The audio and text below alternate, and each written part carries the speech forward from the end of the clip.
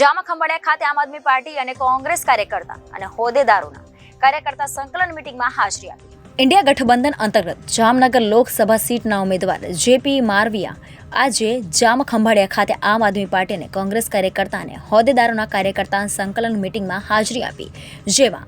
દેવભૂમિ દ્વારકા જિલ્લામાંથી બંને પાર્ટીના તમામ હોદ્દેદારો અને ઉચ્ચ કાર્યકર્તાઓ ખૂબ જ સંખ્યામાં હાજર રહ્યા હતા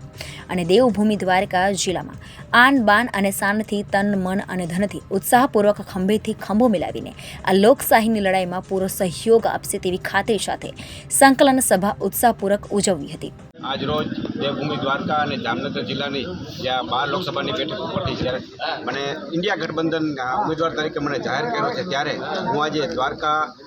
જિલ્લાની આ બેઠક ઉપરથી ખંભાળિયા ગામે